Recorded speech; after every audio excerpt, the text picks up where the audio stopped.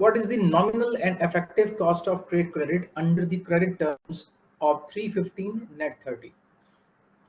तो स्टूडेंट्स, कल तक जो हमने काम किया था उसके अंदर हमने ये सीखा कि inventory turnover in times in days, receivable turnover in times in days, and payable deferral days in payable deferral times and days, or based on these terms हम कैश कन्वर्जन साइकिल को कैसे देखते हैं। आज हम थोड़ा और आगे बढ़ रहे हैं और एक और डेफिनेशन को, टर्म को समझने की कोशिश करते हैं। एक बायर, एक seller. Let's assume that you have a business and you want to sell your products or selling your products in the market, and you have several vendors who purchase with you. What if you want that the amount against the selling of products should be received as early as possible so that you can manage your payments? ठीक, जो business कर रहे हैं उनका ultimate goal क्या होता है? यही होता है ना कि they sell your product, their products, receive amount as early as possible, and do payment accordingly to their vendors. तो जब ये बात आती है तो 100 रुपए का सामान आपने आज बेचा है, वो जो 100 रुपए का सामान बेचा है तो दुकानदार जो है वो कहता है जी कि उसके साथ आपके एक मामला तय हुए में कि चलो यार ठीक है, 30 दिन के अंदर तुम पेमेंट कर देना। ठीक हो गया। अब आप चाह रहे हो कि यार ये 30 दिन मुझे बहुत भारी पड़ते हैं, पेमेंट अगर मेरे पास थोड़ी जल्दी आ जाए तो ज़्यादा मुनासिब हो जाएगा, मैं अपने कैश को तरीके से टाइमली मैनेज कर सकता हूँ, मेरे पास इतना कैश हो कि मैं आगे पेमेंट टाइमली कर सकूं। तो आप जो ऑप्शन सिलेक्ट करते हो उनमें से एक ऑप्शन ये भी हो सकता है कि आप अपने क्लाइंट को ये बोलो कि यार तुम एक काम करो, यूजुअली तो मेरा और तुम्हारा 30 दिन का हिसाब किताब है, लेकिन हम ऐसा क्यों नहीं करते कि तुम मुझे अगर मान लो कि 15 दिन के अंदर पेमेंट कर दो तो मैं तुम्हें 3% का डिस्काउंट ऑफर कर देता हूं। और ये चीज हमने जब हम कंपनीज की फाइनेंशियल स्टेटमेंट्स पे काम करते हैं, उसको प्रैक्टिस करते हैं, तो वहां भी हमने इस चीज को देखा है कि सेल्स डिस्काउंट सेलर के एंड से और परचेज डिस्काउंट परचेजर के एंड से वहां पे हमें उनकी बुक्स ऑफ अकाउंट्स के अंदर नजर आता है। We usually see these two heads in the financial statements of the company. उस टर्म को डॉक्यूमेंट कैसे किया जाता है, उसका तरीका ये है। 315 net 30 means total credit days जो हैं वो 30 हैं, यानी 30 दिन के अंदर अंदर पेमेंट करनी है। अगर 15 दिन के अंदर पेमेंट कर दोगे तो 3% डिस्काउंट मिलेगा। ठीक है, तो जो हमारे पास टर्म है वो है जी 315 net 30 where P is discount rate, 15 is discount days, 30 is total credit days, कि मेरा और तुम्हारा 30 दिन का क्रेडिट टर्म है कि 30 दिन के अंदर अंदर हमारा एग्रीमेंट है कि पेमेंट हो जानी चाहिए, और सेलर ये ऑफर कर रहा है बायर को कि अगर 15 दिन के अंदर पेमेंट कर दोगे तो 3% डिस्काउंट मिलेगा। अब इसका मतलब क्या हुआ स्टूडेंट्स, कि मैं एक टाइमलाइन ड्रॉ कर लेते हैं और फिर इसके ऊपर बात करते हैं फर्दर। कि टोटल क्रेडिट डेज है जी 30, काम स्टार्ट हो रहा है हमारा 0 से, और 15 डेज का हमारे पास लिवरेज मौजूद है कि 15 दिन के अंदर अगर पेमेंट कर देंगे, यानी इस पीरियड से लेके इस पीरियड तक पेमेंट करेंगे,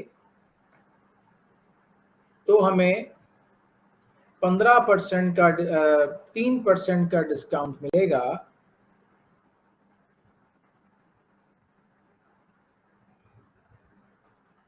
अदरवाइज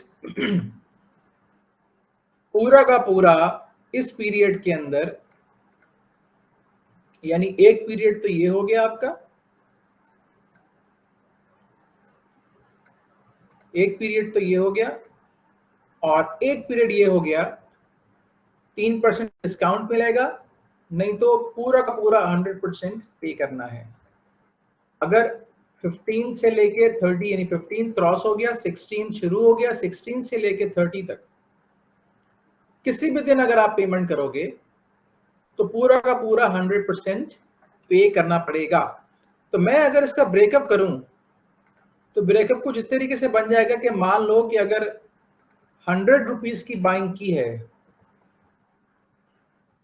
या 100 रुपीज का माल सेल किया है, तो मैंने अगर 100 रुपए का माल खरीदा है तो इस पीरियड के अंदर, यहां से लेके यहां तक के पीरियड के अंदर, मैं 97 रुपीज पे करूंगा, और यहां से यहां तक के पीरियड में मैं 100 रुपए पूरे के पूरे पे करूंगा। तो ये वाला जो पार्ट है येलो वाला,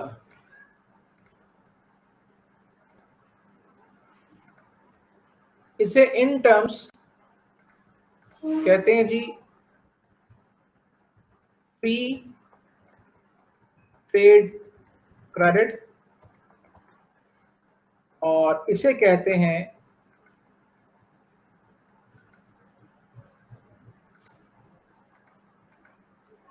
नॉन फ्री ट्रेड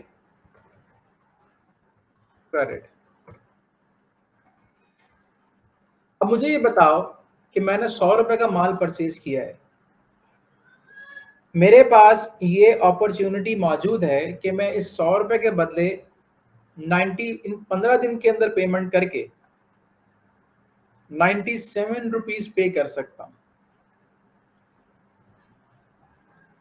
मेरे पास ये अपॉर्चुनिटी है ना कि मैं 15 दिन के अंदर पेमेंट करके 97 रुपीज पे कर सकता हूं। सही है।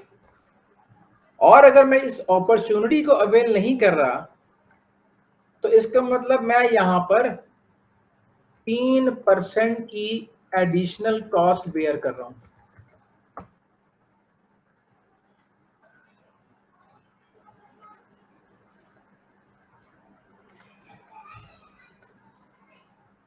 ये पॉइंट समझ में आ रहा है कि मैं अगर यहाँ पे 100 रुपए का माल बाय कर रहा हूं तो मेरे पास ये ऑप्शन है कि ये 15 दिन के अंदर मैं पेमेंट करके 3% डिस्काउंट लेके 97 रुपीज पे कर सकता हूं। तो ये जो 97 रुपीज मैं पे कर रहा हूं ये है मेरी एक्चुअल कॉस्ट। अगर मुझे सेलर क्रेडिट टर्म ऑफर कर रहा है तो उस एतबार से मैं देखूं तो ये मेरी है एक्चुअल कॉस्ट।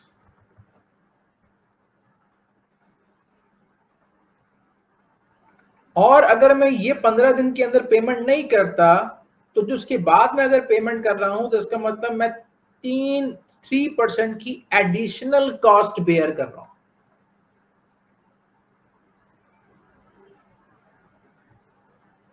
97 रुपीज में पे कर सकता हूं 15 दिन के अंदर। लेकिन मैं अगर 15 दिन में पेमेंट नहीं करता तो 16th डे से लेके 30th डे तक मैं 100 रुपीज पे करूंगा। तो इसका मतलब यह है कि परसेंटेज के एतबार से बात की जाए तो 3% की एडिशनल कॉस्ट मैं यहां पर बेयर करूंगा। इसी वजह से इसे कहते हैं, यहां पे ये वाला पोर्शन कहलाता है फ्री ट्रेड क्रेडिट और ये कहलाता है नॉन फ्री ट्रेड क्रेडिट। यानी कि इस पोर्शन पे जब आप आ रहे हैं तो आपको इतने परसेंट की एडिशनल कॉस्ट बेयर करनी पड़ती है। तो हमारा जो क्वेश्चन डिमांड कर रहा है, हमारा क्वेश्चन डिमांड कर रहा है nominal and effective cost of trade credit.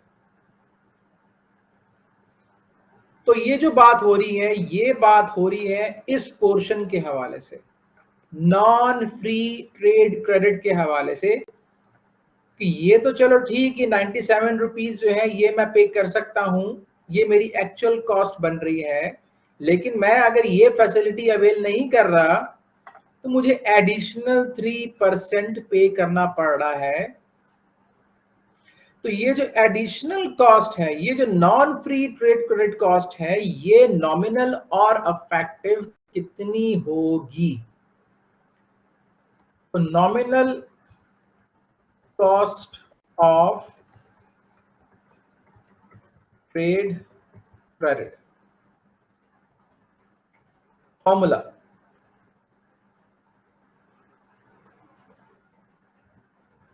Discount rate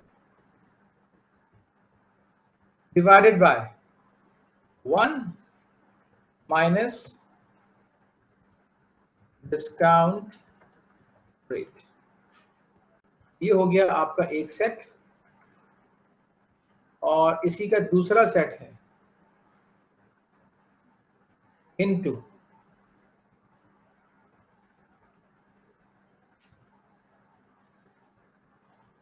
365 divided by total credit days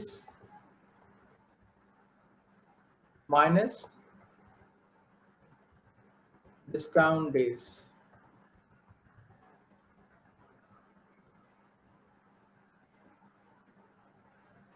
ये हो गया हमारा दूसरा सेट। तो मैं थोड़ा पीछे भी ले आता हूं ताकि ये फॉर्मूला अपनी जगह पर पूरा हो जाए।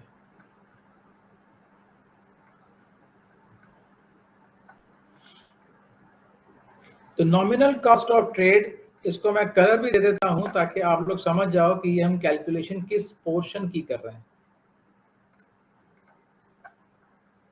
Nominal cost of trade equals discount rate divided by 1 minus discount rate into 365 divided by total credit days minus discount days।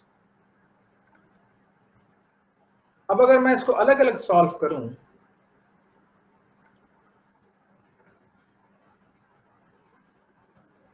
इसको मैं शॉर्ट फॉर्म में भी लिख देता हूं ताकि आपके लिए लिखना थोड़ा आसान हो जाए। Discount rate divided by 1 minus discount rate, ये एक सेट हो गया, इनटू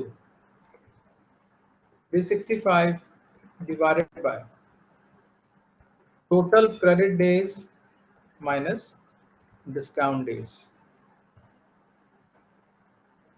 अब इसको हम फिल कर लेते हैं।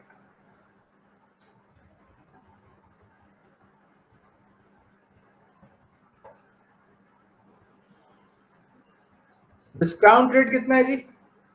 0.03, 1 minus discount rate 0.03, 365, total credit days 30 minus discount days 15।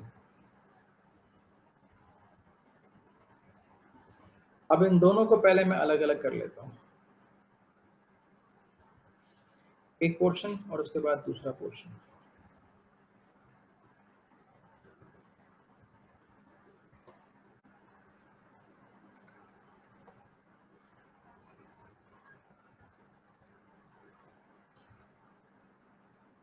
Into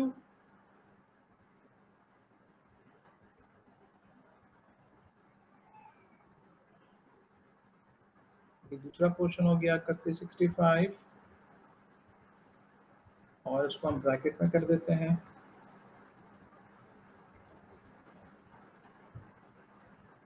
4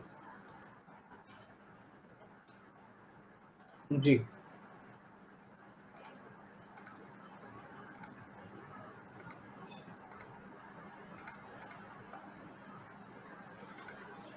student ये तो हमें समझ में आ रहा है कि इन दोनों को हमने मल्टीप्लाई करना है और मल्टीप्लाई करेंगे तो इन दोनों का जो आंसर है वो हमारे सामने आ जाएगा।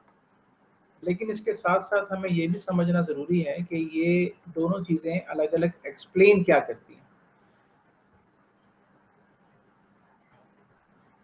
तो 0.03 बल्कि इसको इस तरह कर लेते हैं, दिस इनटू दिस, ये आ गया हमारे पास 75.26। अच्छा ये चूंकि वो आपने 75.26% जो है वो 4 डेसिमल्स ये हमने लिए हुए हैं, 4 डेसिमल्स ये नहीं हुए, तो परसेंटेज के हिसाब से हमने 2 डेसिमल्स ले लिए, हमारे पास काफी है 75.26%। अब यहाँ पर जो स्टूडेंट समझने वाली बात है, जब हम nominal cost of trade credit निकालते हैं तो उसके अंदर दो पार्ट्स होते हैं। ये जो आपका पहला पार्ट है यहां से लेके यहां तक का डिस्काउंट रेट तक का, ये बता रहा है कि अगर एक ट्रांजैक्शन की जाती है तो उसके ऊपर कॉस्ट कितनी लगती है, यानी ये वाली एक ट्रांजैक्शन की जाती है तो उसके ऊपर कॉस्ट कितनी लग रही है, पूरे साल में कितनी ट्रांजैक्शंस हो रही हैं, ये बता रहा है आपका दूसरा पार्ट। तो पहला पार्ट बता रहा है कि एक ट्रांजैक्शन की कॉस्ट कितनी लगती है, और दूसरा पार्ट बता रहा है कि साल में कितनी ट्रांजैक्शंस होती हैं या हो सकती हैं, और इन दोनों को जब मल्टीप्लाई कर देंगे तो हमारे पास आंसर आ जाएगा 75.26%। तो nominal cost of trade credit इस टर्म के एतबार से निकल रहा है 75.26%। इसी का दूसरा हिस्सा,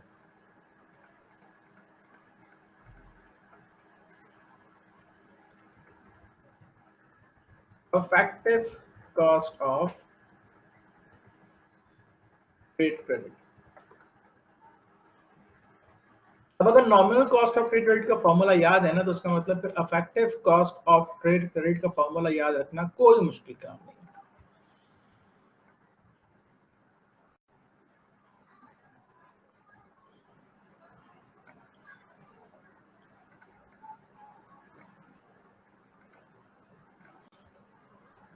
अब इस फॉर्मूले में जो चेंज आएगा वो होगा जी 1 plus discount rate divided by 1 minus discount rate की power 365 divided by total credit days minus discount days, और इसके बाद आखिर में आ जाएगा जी -1। यहाँ पे 1 प्लस कर रहे हैं, कैलकुलेशन परफॉर्म करने के बाद -1 करना है। ये हो गया इसका फॉर्मूला, और अगर हम इसको शॉर्ट करते हैं तो ये कुछ इस तरीके से हो जाएगा।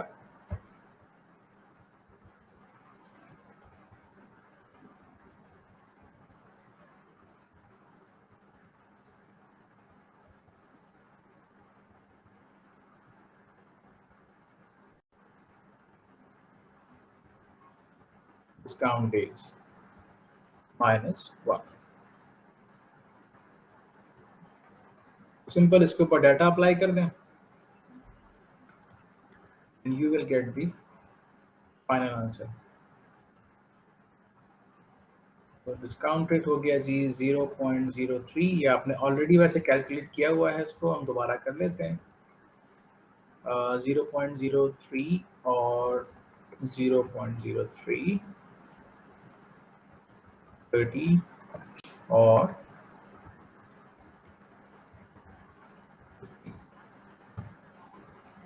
जी फाइनल आंसर आ गया आपके पास। जब आप इसको अप्लाई करोगे तो ये वाला पोर्शन आपने कैलकुलेट किया हुआ था, तो यहाँ पे हो जाएगा 0.03309 और ये वाला पोर्शन भी आपने ऊपर कैलकुलेट किया हुआ है, ये है 24.33। ये आपके पास आ गया फाइनल आंसर। बट इसमें थोड़ा सा काम हमें ये करना पड़ेगा कि आंसर तो वैसे इसने सही दे दिया है।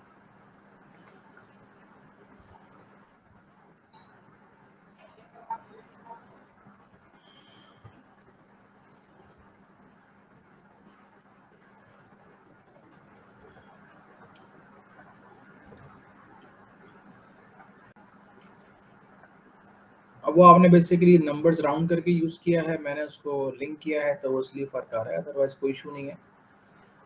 तो बहरहाल जी हमारे पास जो आंसर आ रहा है इसका वो आ रहा है 109.7% या 68%।